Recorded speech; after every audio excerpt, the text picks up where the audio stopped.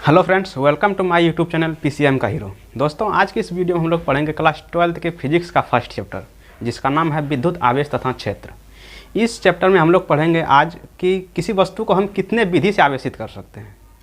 जैसे कि कोई वस्तु है, उसको अगर आवेशित करना है तो उसको हम कितने विधि से आवेशित कर सकते हैं, वही आज इस वीडियो में पढ़ेंगे। इससे पहले वाले वीडियो में हम पढ़ चुके हैं कि आवेश क्या है, विद्युत आवेश क्या है और विद्युत आवेश कितने प्रकार के होते हैं।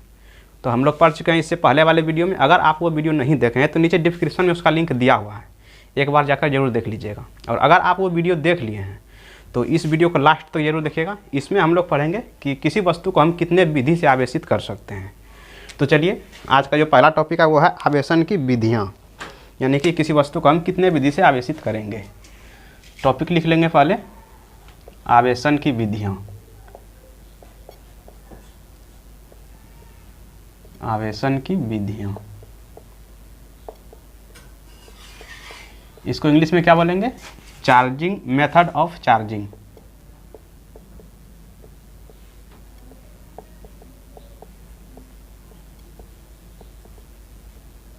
मेथड ऑफ चार्जिंग यानी कि आवेशन की विधियाँ।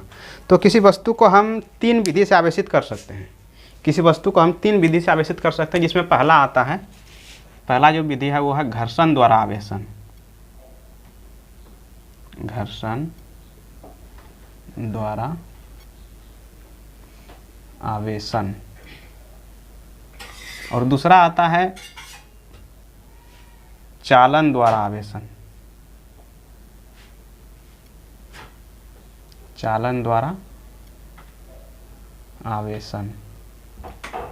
और तीसरा आता है प्रेरण द्वारा आवेशन।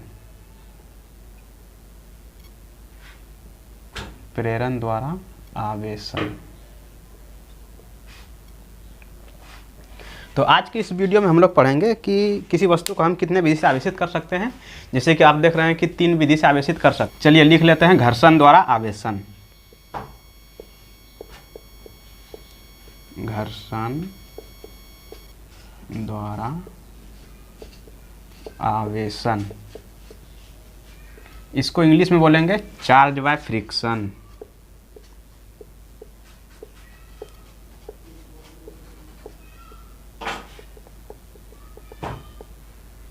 चार्ज बाय फ्रिक्शन यानी कि घर्षण द्वारा आवेशन। चलिए इसको लिख लेते हैं, घर्षण द्वारा आवेशन किसे कहेंगे, इसका एग्जांपल भी देखेंगे।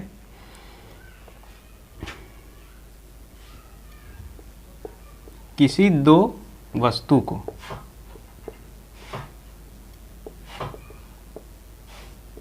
किसी दो वस्तु को आपस में रगड़ने पर वह आवेशित हो जाता है। आवेशन की इस विधि को घर्षण द्वारा आवेशन कहते हैं। किसी दो वस्तु को अगर आपस में रगड़ेंगे तो वो वस्तु आवेशित हो जाता है। एक वस्तु आवेशित होता है निगेटिव और एक होता है पॉजिटिव। तो आप सोचेंगे कि निगेटिव आवेश क्या है और पॉजिटिव आवेश क्या है। तो ये हम बता चुके हैं इससे पहले वाले वीडियो में कि निगेटिव आवेश क्या होता है और पॉजिटिव आवेश क्या होता है। तो नीचे डिस्क्रिप्शन में उस वीडियो का लिंक दिया हुआ है, उस वीडियो को देख लीजिएगा, आपको समझ में आ जाएगा कि निगेटिव आवेश क्या है और पॉजिटिव आवेश क्या है। तो किसी दो वस्तु को आपस में रगड़ते हैं तो वस्तु आवेशित हो जाता है, या तो निगेटिव होगा या तो पॉजिटिव होगा। तो आवेश होने की इस विधि को, वस्तु का जो आवेश होगा, आवेश होने की इस विधि को ही घर्षण द्वारा आवेशन कहते हैं।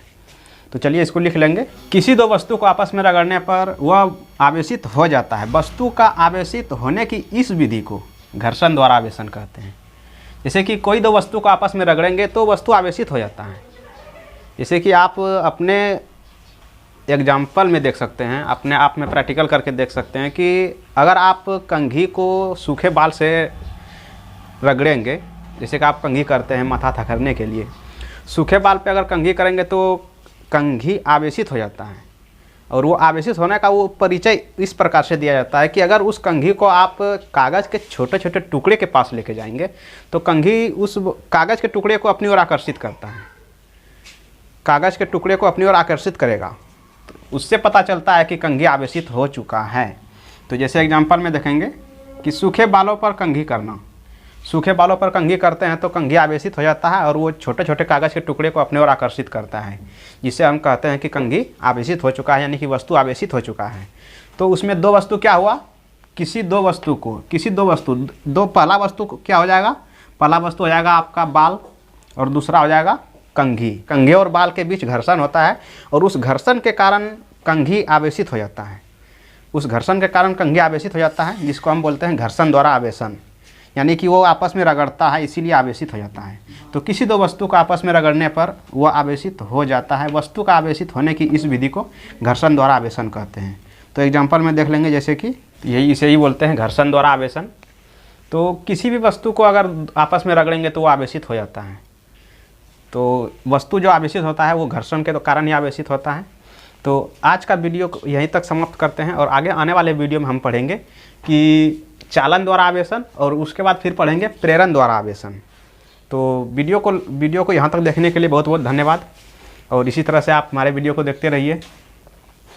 इससे आगे आने वाले वीडियो में पढ़ेंगे चालन द्वारा आवेशन और प्रेरण द्वारा आवेशन। और इससे पहले वाले वीडियो में हम पढ़ चुके हैं कि आवेश क्या है, आवेश कितने प्रकार के होते हैं और निगेटिव आवेश पॉजिटिव आवेश दोनों आवेश के बारे में पढ़ चुके हैं। अगर दो निगेटिव आवेश रहेगा तो वो दोनों एक दूसरे को अपनी ओर आकर्षित नहीं करेगा, प्रतिकर्षित करेगा। अगर एक निगेटिव आवेश है और एक पॉजिटिव आवेश है तब वो दोनों एक दूसरे को अपनी ओर आकर्षित करता है। तो ये सब हम इससे पहले वाले वीडियो में पढ़ चुके हैं।